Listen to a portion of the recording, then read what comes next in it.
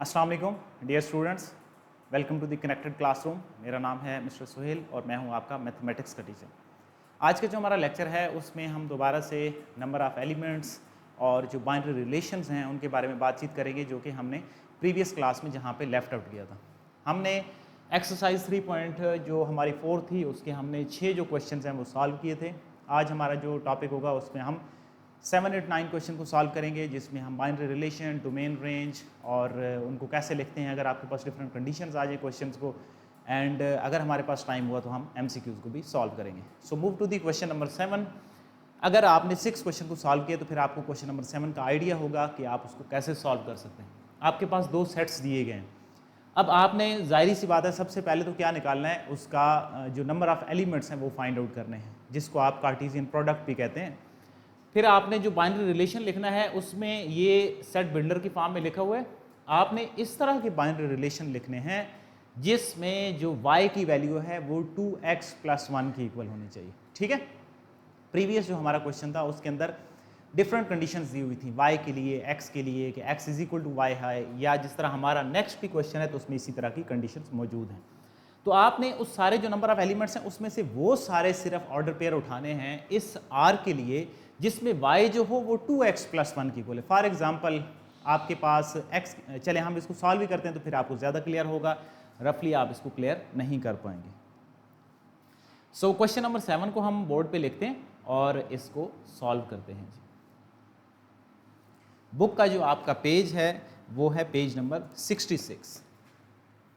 So question number 7 ए हमारे पास है 0, 1 एंड 3 और जो बी है हमारे पास वो है 1, 2, 3, 5 एंड 7। हमने आर क्या फाइंड आउट करना है, यहाँ पे लिखा हुआ है कि एक्स वाई एक ऑर्डर पेयर है, वेयर एज एक्स जो है वो ए के एलिमेंट हैं और वाई जो है वो बी को बिलोंग करते हैं, and y is equal to 2x + 1। This is important. आपने क्या फाइंड आउट करना है, जो y की वैल्यू होनी चाहिए वो 2x + 1 इक्वेशन की इक्वल होनी चाहिए। सबसे पहले जो हम काम करेंगे वो हम करेंगे a क्रॉस p। अगर आपको ये क्वेश्चन समझ आ गया तो फिर आप नेक्स्ट जो दोनों क्वेश्चन हैं वो सॉल्व कर सकते हैं, और अगर किसी स्टूडेंट को क्लियर नहीं होता तो जो क्वेश्चन नंबर 9 है उसमें मल्टीपल इस तरह की कंडीशंस आएंगी, आपको वहाँ से मज़ीद क्लियर हो जाएगा। सो a क्रॉस p में आपके पास आएंगे 0 एंड 1 आ जाएगा, 0 एंड 2, 0, 3, 0, 4, 0, 5, सॉरी 0, 4 तो हमारे पास नहीं है, हमारे पास है 0, 5 है, 0, 7 है। फिर हम आ जाते हैं, हमारे पास है 1, 1 है, 1, 2 है, 1, 3 है, 1, 5 है और 1, 7 है।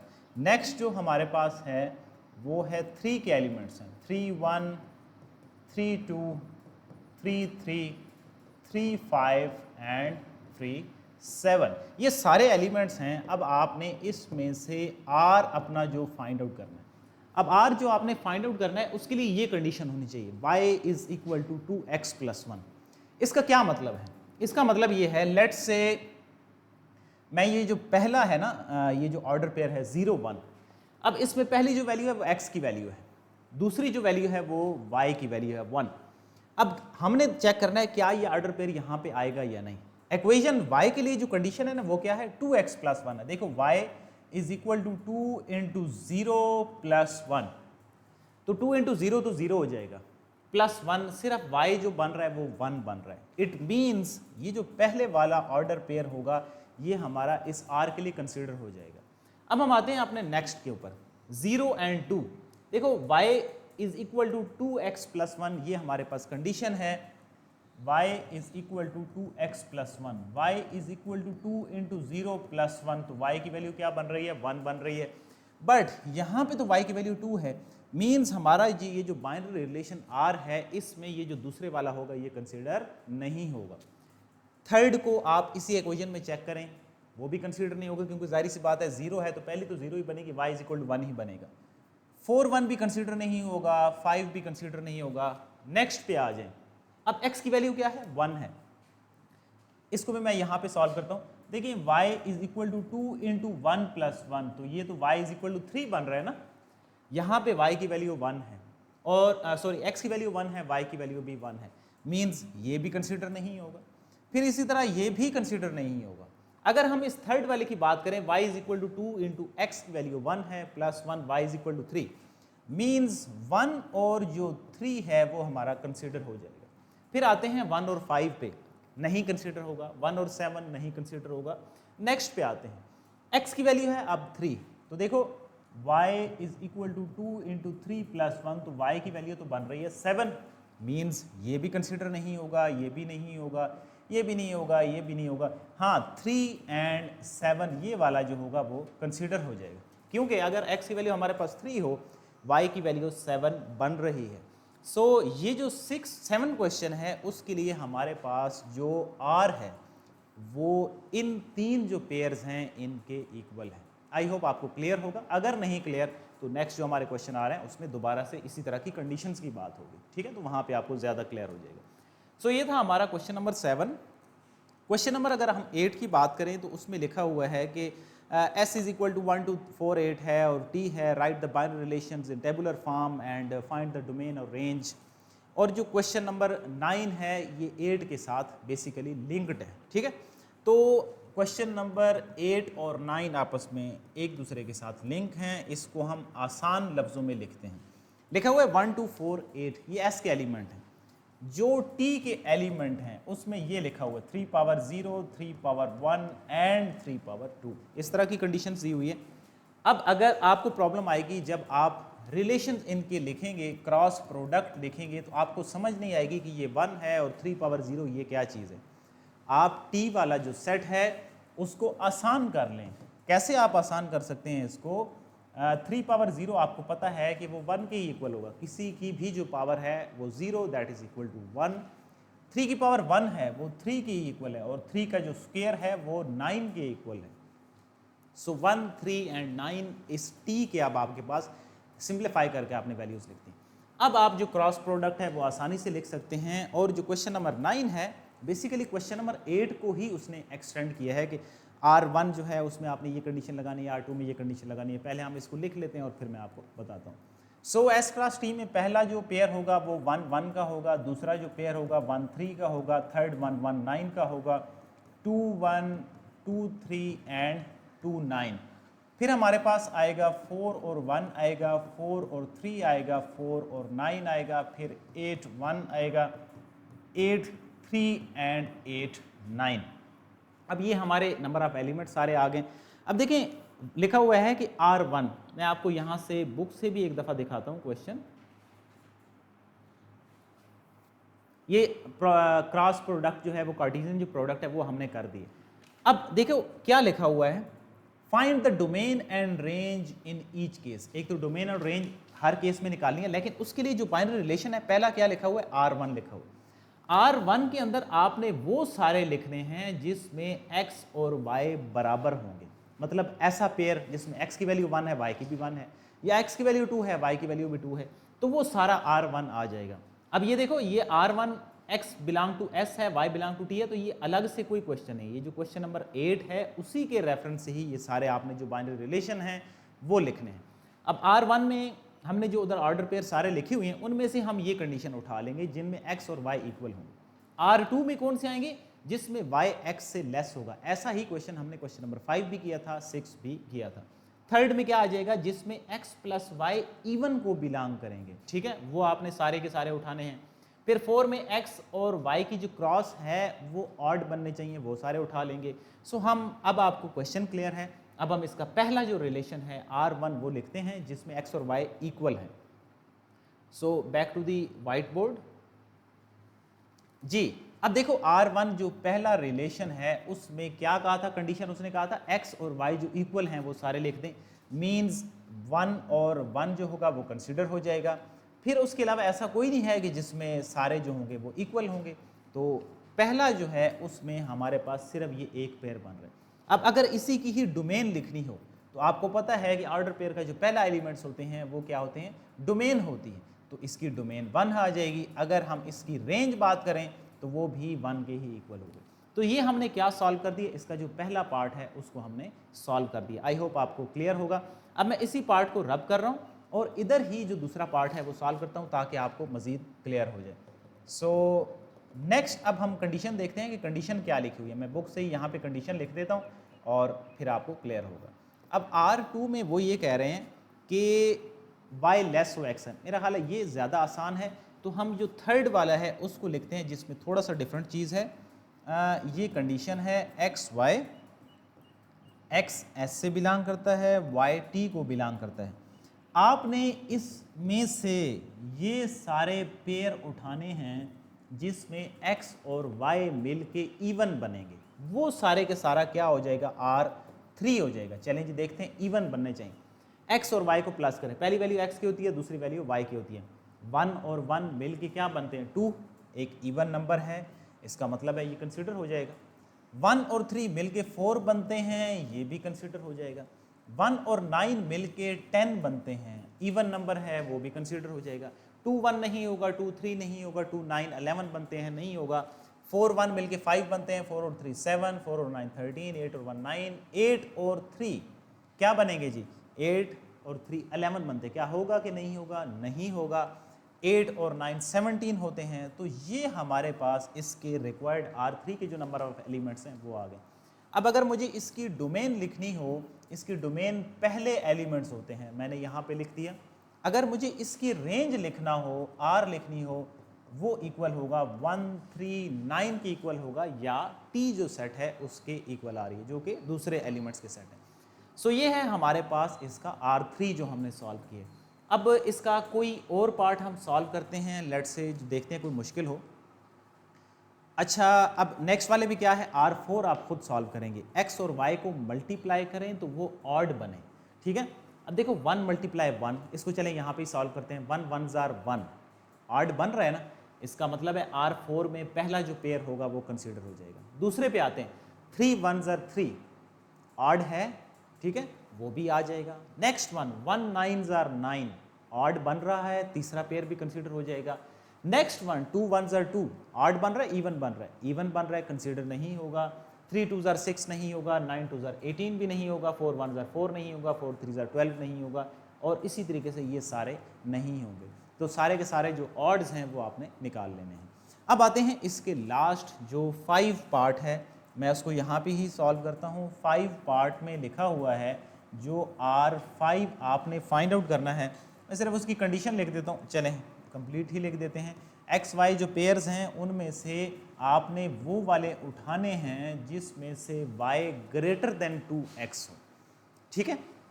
अब इसका क्या मतलब है, ये सारे नंबर ऑफ एलिमेंट्स हैं ना, इसमें से R5 आपने वो करने हैं जिसमें अगर y के एलिमेंट्स को x के एलिमेंट को 2 से मल्टीप्लाई किया जाए उससे भी बड़ा आना चाहिए y की वैल्यू। लेट्स से यहाँ पे पहला जो पेयर है इसमें x की वैल्यू है 1, ठीक है।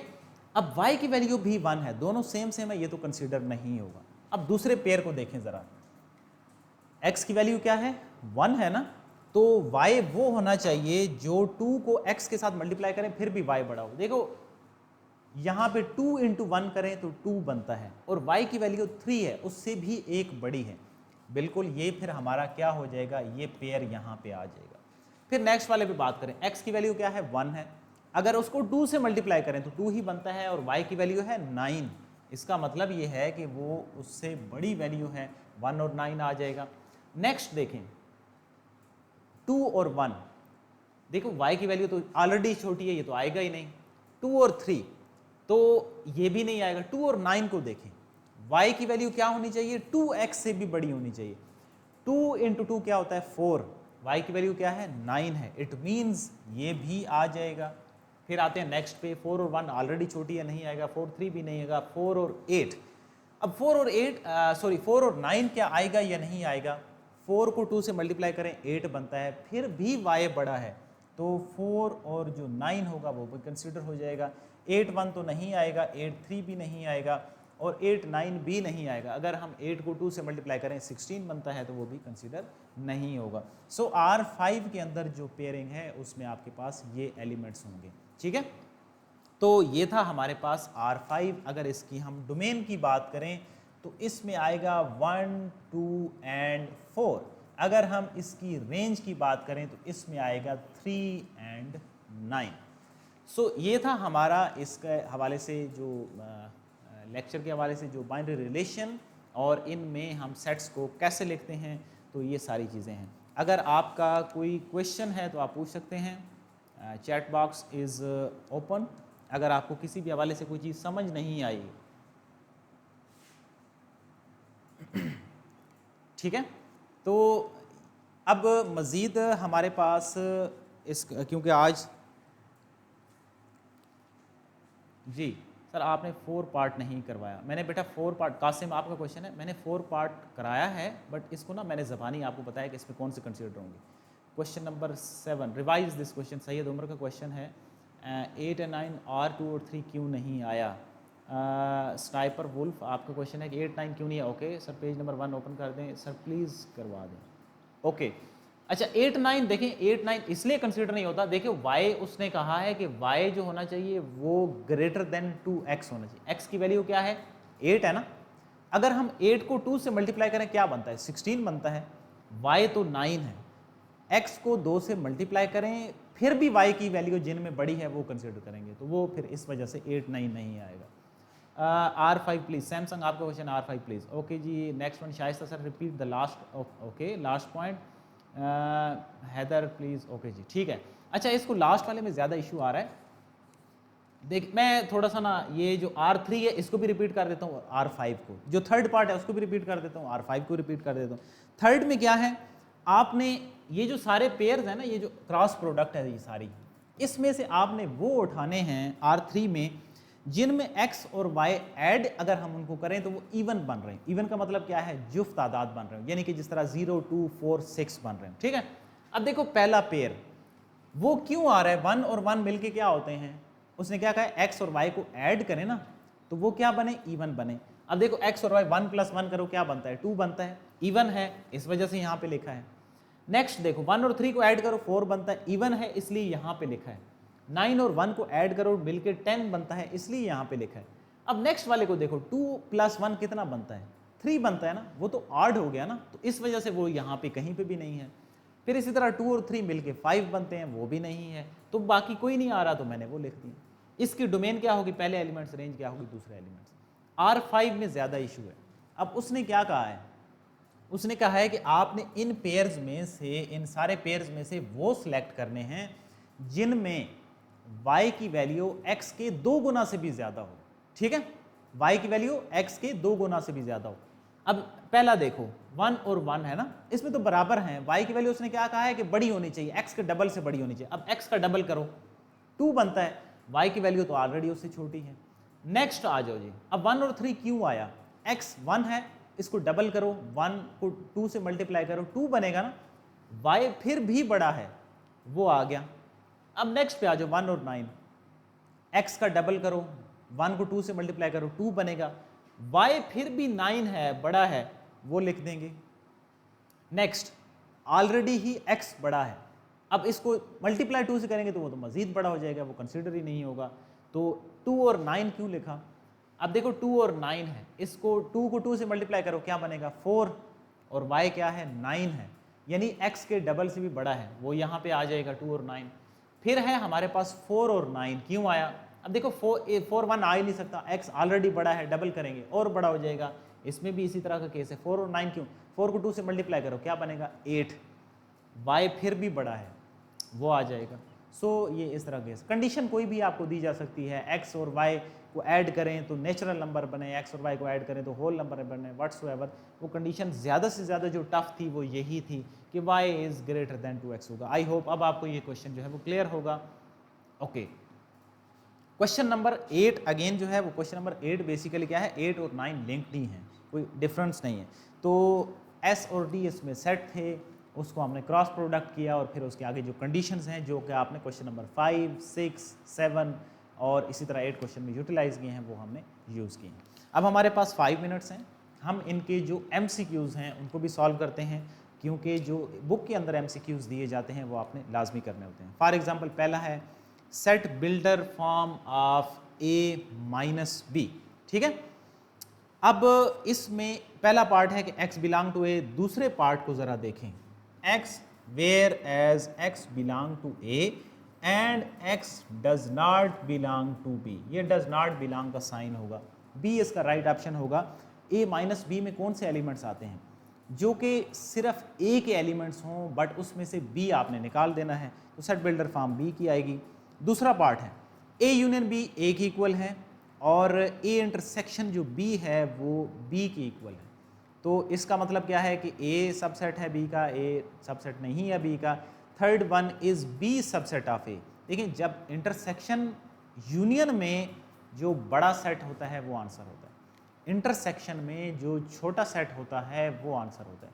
अब a इंटरसेक्शन b का आंसर b है, इट मीन्स b जो है वो छोटी वैल्यू है, तो थर्ड इसका राइट ऑप्शन है कि b is the subset of a। Second का c हो गया। Third one, if a is subset of b then a minus b, ठीक है। तो फिर अगर a माइनस b जो है, मैं बुक से मजीद ओपन भी कर देता हूं,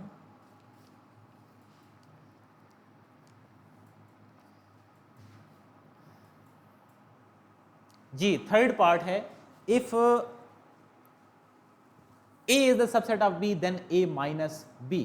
तो जाहिर सी बात है जो a माइनस b होगा वो फाई के ही इक्वल होगा।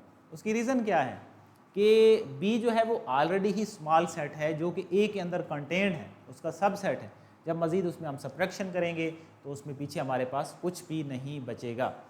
4 हमारे पास पार्ट है कि if a minus b is equal to b minus a is equal to 5, तो फिर इसका क्या मतलब होगा? इसका मतलब फिर यही कंडीशन है कि a और b दोनों इक्वल सेट हैं, तभी a माइनस बी और b माइनस ए का जो आंसर होगा वो 5 के इक्वल होगा। 5 one set of common elements of a and a complement is set of infinite, null, universal और सिंगलेटन। तो इन दोनों का जो आंसर होगा वो नल सेट की इक्वल होगा कि कॉमन एलिमेंट्स ऑफ ए के जो कॉमन एलिमेंट्स हैं और ए कम्प्लीमेंट के वो नल सेट होंगे, ठीक है। क्योंकि ए कम्प्लीमेंट का क्या मतलब है, यू में से ए माइनस कर दें, ठीक है। तो जब यू में से आप ए माइनस कर देंगे तो पीछे आपके पास एलिमेंट्स तो बचेंगे ही नहीं। Next one, set of real numbers can be written in tabular form, descriptive form, set builder form या d both b and c. तो इसमें बोथ बी एंड सी आएगा क्योंकि आप इसको डिस्क्रिप्टिव में भी लिख सकते हैं, सेट बिल्डर फॉर्म में भी लिख सकते हैं। So D is the right option. Next 7, R is equal to then domain. बहुत आसान है, डोमेन पहले जो एलिमेंट्स होते हैं 2, 4 और 2 हैं, इसका मतलब ये है कि 2 और 4 जो है वो हमारे पास डोमेन होगी, क्योंकि रेपिटिशन नहीं होती तो बार बार 2 तो नहीं आ सकता। सो 2 और 4, b is the right option. Next हमारे पास है 8 part. If r is equal to, ये सेट बिल्डर फॉर्म में लिखा हुआ है कि अगर आर हमारे पास क्या हो, ए और बी हो और ए बी दोनों जेड को बिलोंग करते हैं, ए प्लस बी जो है वो 0 के इक्वल है। अगर वो 0 के इक्वल हैं तो फिर डोमेन और रेंज का जो कॉन्सेप्ट है उसमें क्या चीज़ होगी, इसका मतलब ये होगा कि फिर जो डोमेन और रेंज होगी वो आपस में इक्वल होंगी। 9(1) अगेन आर का क्वेश्चन है, r is equal to a b है, ए बी नेचुरल नंबर को बिलोंग करते हैं, ए क्रॉस बी 12 के इक्वल हो। अब देखें इसमें वही कंडीशन जो आज हमने सॉल्व किए, आपने वो सारे निकालने हैं जिनमें ए और बी का जो क्रॉस है वो 12 की इक्वल हो। देखें इसमें 1 12 are 12, 2 6 are 12, 3 4 are 12, 4 3 are 12, 6 2 are 12 and 12 1 are 12। तो ए जो है वो राइट ऑप्शन है क्योंकि नीचे 12 1 are 12, 6 2 are 12, 4 3 are 12। इसमें ये जो सी है ये भी इसी तरह का ही आंसर दे रहा है। तो ये दोनों जो है ना वो सेम ऑप्शन हो गए, तो इनमें से आप कोई एक कर सकते हैं। जिनमें क्या करना है, ए और बी का जो प्रोडक्ट है वो 12 आना चाहिए, तो ये ऑप्शन गलत लिखा हुआ है। इसको अगर मैं ये 4 और 4 कर दूं तो अब आपके पास सिर्फ ए जो है वो राइट ऑप्शन बच रहा है। 10(1) अगर हमारे पास एन ऑफ ए जो है वो पी की इक्वल हो तो n of a cross a, a cross a का क्या मतलब होता है, पी मल्टीप्लाई पी। जब आप पी और पी को आपस में मल्टीप्लाई करेंगे तो क्या ऑप्शन बनेगा, पी स्क्वायर बनेगा, क्योंकि बेसिस सेम हो पावर्स ऐड हो जाती हैं। Last one, n of b is equal to t, the number of binary relation in b cross b. B cross b में जो बाइनरी रिलेशन है, अगर एन ऑफ बी जो है वो टी की इक्वल होगा तो बाइनरी रिलेशन क्या होते हैं, 2 की पावर एम एन होंगे। टी और टी को जब पहले आप मल्टीप्लाई करेंगे तो वो क्या बनेगा, टी स्क्वायर। तो डी जो है वो इसका राइट ऑप्शन है 2 पावर टी स्क्वायर। सो ये थे हमारे एमसीक्यूज, मैंने आपको जो है वो एक एक करके क्लियर कर दिए हैं। आपका जो होम असाइनमेंट के तौर पे आपने जो आज एक एक पार्ट लेफ्ट आउट किया है या बोर्ड पे सॉल्व नहीं हुआ वो आपने खुद से सॉल्व करने हैं। इन MCQs को अच्छे से रीड आउट करना है, अंडरस्टैंड करना है, ताकि इनसे रेलिवेंट कोई MCQs आ जाए तो वो आप कर सकें। नेक्स्ट जो हमारी क्लास होगी उसमें हम अपना जो नेक्स्ट चैप्टर होगा उसका इंट्रोडक्शन करेंगे, और वो बहुत इंपॉर्टेंट चैप्टर है क्योंकि उसमें आपके पास जो फैक्टर्स हैं उनके जो फार्मूले हैं a minus b cube, a plus b cube, a cube minus b cube, वो सारी चीज़ें, तो वो बहुत इंपॉर्टेंट है, उस पर आपने फोकस करना है। सो ये थी आज की क्लास, मिलेंगे नेक्स्ट क्लास में, तब तक के लिए अल्लाह हाफिज़।